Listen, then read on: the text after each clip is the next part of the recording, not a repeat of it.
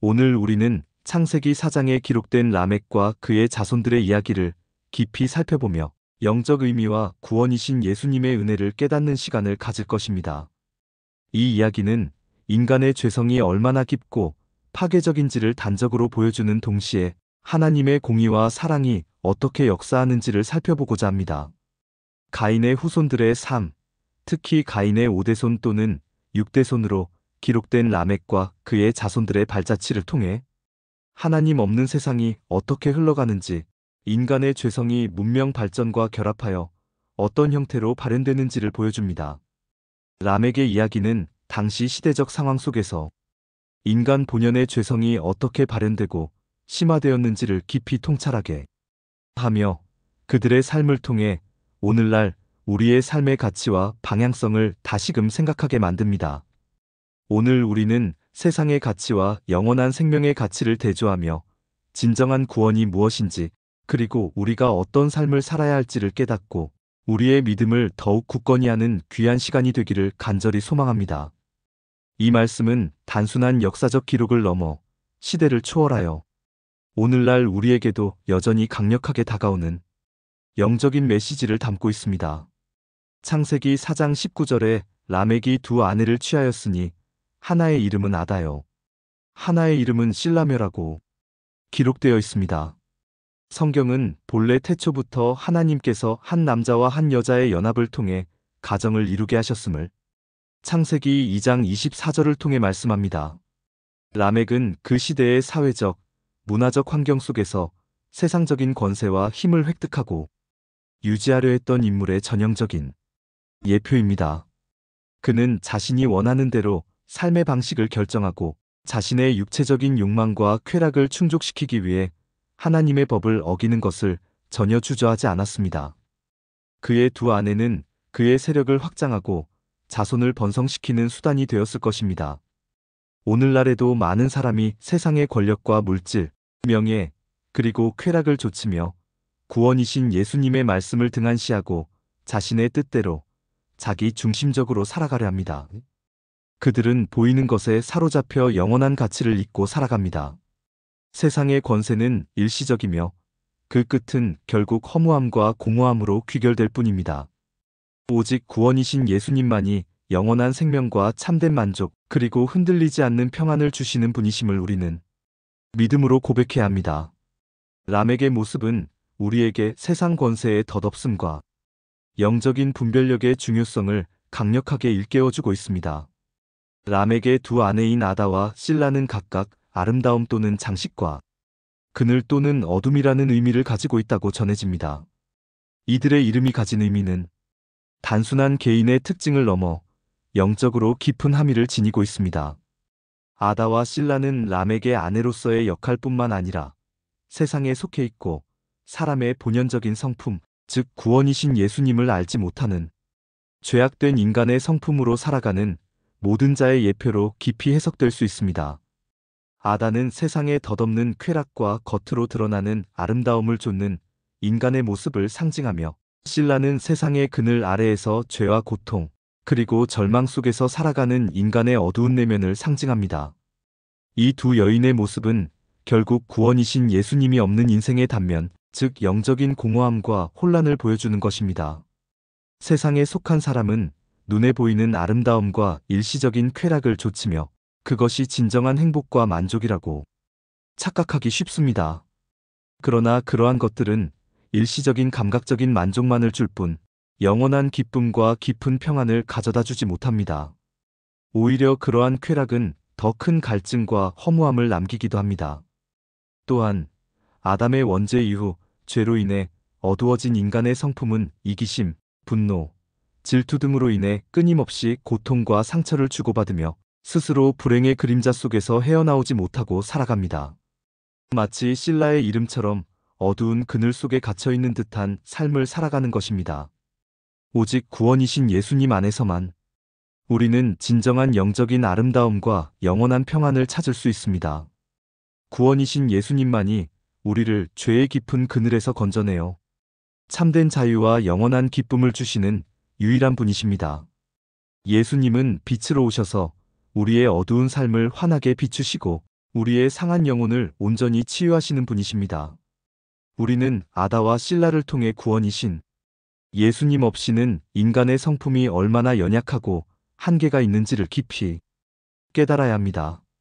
창세기 4장 2324절은 람에게 잔인하고 교만한 성품을 여실히 보여주며, 이는 하나님을 떠난 인간의 죄성이 얼마나 극단적으로 발현될 수 있는지를 증언합니다.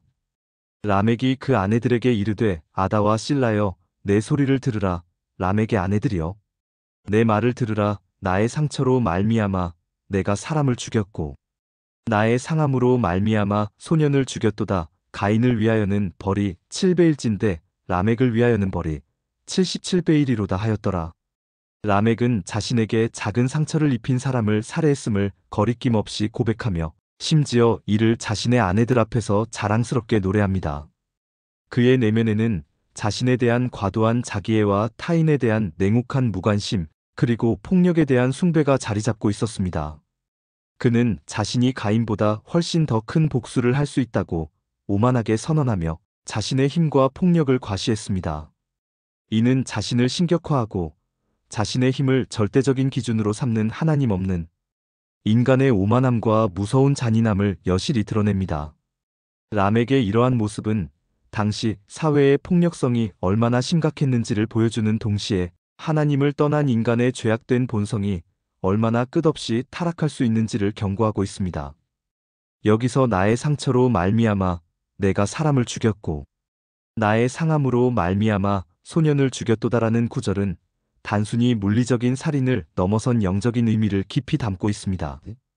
이는 세상에 있는 것, 즉 인간적인 욕망과 쾌락, 물질적 가치에만 매몰되어 살아가며 사람의 본연적인 성품, 곧 죄악된 본성을 따르고 구원이신 예수님이 없는 사람은 마치 영적으로 죽는 것과 같이 극심한 고통과 괴로움 속에서 살아갈 수밖에 없다는 것을 비유적으로 말합니다. 구원이신 예수님 없이 자신의 감정, 자신의 이기적인 욕망, 자신의 교만한 뜻에 따라 살아가는 삶은 결국 자신은 물론이고 주변의 타인들에게도 깊은 상처와 치유할 수 없는 괴로움을 안겨줍니다. 이것이 바로 하나님을 떠난 죄인의 비참한 모습이며 세상의 권세와 쾌락만을 좇는 자들의 궁극적인 결말입니다. 구원이신 예수님만이 우리의 상한 마음을 온전히 치유하시고 죄의 사슬에서 우리를 영원히 건져내어 참된 생명을 주시는 유일한 구원자이십니다. 람եկ의 교만과 잔인함은 우리에게 구원이신 예수님과의 관계 없이는 인간이 얼마나 나약하고 파괴적인 존재가 될 수 있는지를 강력하게 경고하고 있습니다. 람եկ의 아들들은 인류 문명의 다양한 분야를 개척하며 놀라운 업적을 이루었습니다. 그들은 인류에게 필요한 기술과 문화를 발전시켰지만 이들의 업적은 세상적인 성공의 상징인 동시에 구원이신 예수님 없는 삶의 허무함과 한계를 극명하게 보여주는 영적인 예표가 됩니다. 그들의 발전은 하나님과의 관계 단절 속에서 이루어진 인간 중심의 문명 발달이었습니다. 창세기 4장 20절은 아다는 야발을 낳았으니 그는 장막에 거주하며 가축을 치는 자의 조상이 되었고라고 명확하게 기록합니다. 야발은 유목 생활의 선구자로서 가축을 치며 재산을 모으고 경제적인 풍요를 누리는 삶을 개척했습니다. 이는 당시 사회에서 경제적 번영과 물질적인 안정을 상징하는 매우 중요한 직업이자 역할이었습니다. 그러나 영적인 관점에서 야발은 단순히 가축을 치는 목축업자를 넘어 먹고 마시는 세상의 유한한 것들에만 치우쳐 살아가는 인간의 모습을 의미합니다. 오늘날에도 많은 사람이 물질적인 풍요를 얻기 위해 끊임없이 노력하며 살아갑니다. 돈과 재물을 모으는 것이 삶의 궁극적인 목표가 되어버린 경우가 허다합니다. 물론 재물 자체가 도덕적으로 나쁜 것은 아닙니다. 하나님께서 우리에게 주신 복의 통로가 될 수도 있습니다. 그러나 재물을 마치 신처럼 숭배하며 구원이신 예수님을 외면하는 것은 결국 영적인 빈곤과 공허함으로 이어지게 됩니다. 구원이신 예수님께서는 너희는 먼저 그의 나라와 그의 의를 구하라. 그리하면 이 모든 것을 너희에게 더하시리라. 마태복음 633고 분명하게 말씀하셨습니다.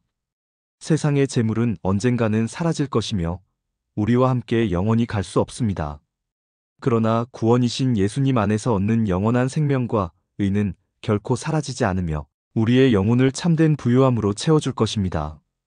야발의 삶은 우리에게 물질적인 풍요가 영적인 빈곤으로 이어질 수 있음을 경고하며 참된 가치가 무엇인지 다시금 깨닫게 합니다.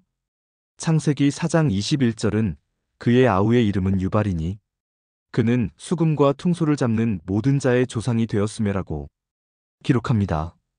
유발은 음악과 예술의 선구자로서 다양한 악기를 개발하고 연주하며 인류의 문화생활을 풍요롭게 만들었습니다. 음악은 인간의 감정을 고양시키고 삶의 아름다움과 깊이를 더해주는 귀한 하나님의 선물입니다. 그러나 유발의 음악은 단순히 아름다운 선율을 넘어 세상의 명예와 권세를 찬양하고 인간의 자기 자랑을 드높이는 데 사용된 것을 영적으로 가리킵니다. 예술과 문화는 하나님의 창조성을 반영하는 귀한 도구일 수 있지만 만약 그것이 구원이신 예수님을 떠나 인간의 교만과 세상의 헛된 영광만을 드높이는 데 사용된다면 그것은 결국 허무한 울림에 불과할 뿐입니다. 세상의 명예와 사람들의 박수갈채는 잠시 동안의 만족감을 줄 수 있지만 영원한 기쁨과 영혼의 충만을 가져다 주지는 못합니다. 진정한 영광과 찬양은 오직 우리를 구원하신 구원이신 예수님께만 돌려져야 합니다. 우리의 재능과 능력, 그리고 우리가 만드는 모든 아름다운 예술과 문화가 구원이신 예수님을 찬양하고 그분의 영광을 드러내는 데 사용될 때 비로소 진정한 가치를 발하게 될 것입니다. 유발의 이야기는 세상의 명예가 얼마나 덧없는 것인지를 보여주며 우리의 모든 행위가 누구를 위한 것인지 깊이 성찰하게 만듭니다.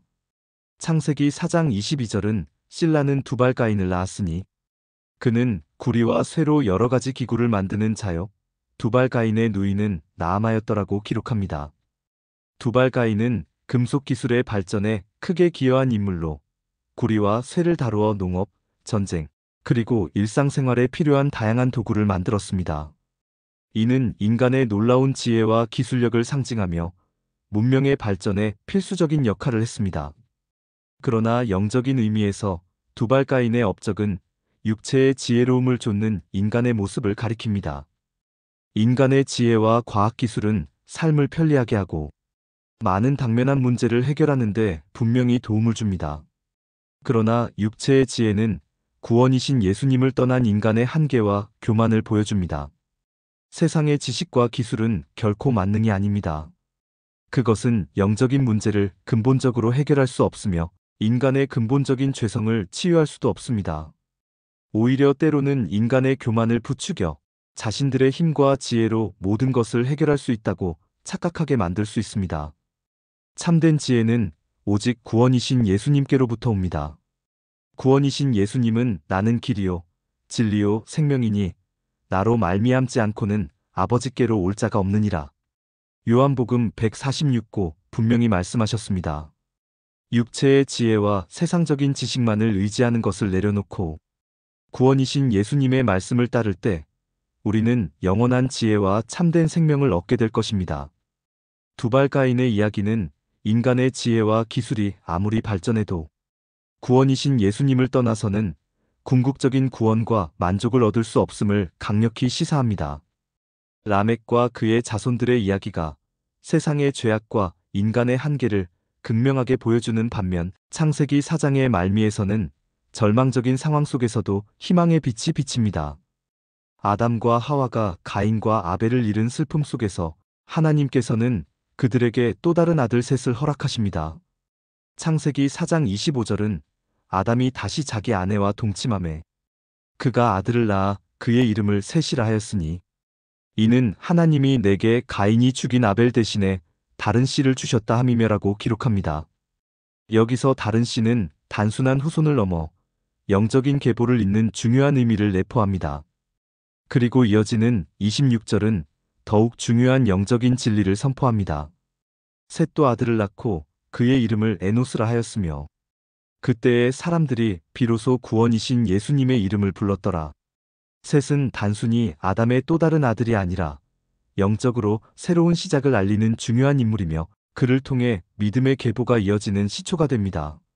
셋은 구원이신 예수님과 성도 간에 생기는 영적인 새 생명을 예표합니다. 셋의 이름은 정하다, 세우다라는 의미를 가지고 있는데, 이는 하나님께서 새로운 시작, 새로운 언약의 계보를 세우셨음을 의미합니다. 셋의 아들 에노스의 시대에 비로소 사람들이 구원이신 예수님의 이름을 부르기 시작했다는 것은 세상에 죄악이 만연한 상황 속에서도 하나님을 찾고 예배하는 참된 신앙의 줄기가 끊어지지 않고 이어졌음을 의미합니다. 람에게 자손들이 세상적인 성공과 명예, 물질만을 추구하며 하나님을 떠난 삶을 살았다면 셋의 자손들은 구원이신 예수님을 기억하고 그분의 이름을 부르며 영적인 삶, 즉 하나님과의 관계를 중심으로 하는 삶을 이어갔습니다. 이것은 우리에게 큰 위로와 동시에 중요한 교훈을 줍니다. 아무리 세상이 죄악으로 가득하고 하나님을 멀리하는 사람들이 많아진다 할지라도 구원이신 예수님께서는 당신의 택하신 백성들을 통해 그분의 이름을 부르고 예배하는 역사를 끊임없이 이어가실 것입니다. 셋은 마치 구원이신 예수님을 믿음으로 말미암아 우리가 얻게 되는 새로운 피조물로서의 곧 구원이신 예수님과의 연합을 통해 얻는 영적 생명, 즉 중생을 상징합니다. 우리는 죄로 인해 죽었던 영혼이 구원이신 예수님을 통해 다시 살아나는 것을 셋의 계보를 통해 볼 수 있습니다. 우리는 세상의 야발, 유발, 두발 가인처럼 물질적인 부와 명예, 헛된 육체의 지혜만을 좇는 삶을 살 것이 아니라 셋처럼 구원이신 예수님을 전적으로 의지하고 그분의 이름을 간절히 부르며 살아가는 삶을 살아야 합니다. 구원이신 예수님 안에서 우리는 죄 사함을 받고 새로운 생명을 얻으며 하나님과의 끊어졌던 관계가 온전히 회복됩니다. 이것이 바로 우리가 셋의 이야기를 통해 배우는 가장 중요한 영적 교훈이며 우리의 신앙생활의 핵심이 되어야 합니다. 오늘 우리는 창세기 4장에 기록된 라멕과 그의 자손들, 그리고 셋의 이야기를 깊이 묵상하며 많은 영적인 통찰을 얻었습니다. 이 말씀은 시대를 초월하여 오늘날 우리에게 다음과 같은 중요한 교훈과 적용점을 제공합니다.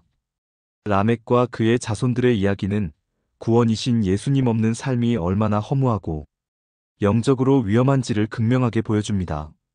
그들은 세상적인 재능과 지혜를 가지고 문명을 발전시키고 인류에게 필요한 많은 것을 창조했지만 그들의 내면은 죄악된 본성에서 벗어나지 못하고 교만과 잔인함으로 가득 찬 삶을 살았습니다. 세상의 부와 명예, 권력은 잠시 동안의 만족과 쾌락을 줄지 모르지만 궁극적으로는 영원한 생명과 참된 기쁨, 그리고 영혼의 평안을 줄 수 없습니다. 오히려 그것들은 우리의 마음을 구원이신 예수님으로부터 멀어지게 하고 더 깊은 죄악의 구렁텅이로 빠지게 할 수 있습니다.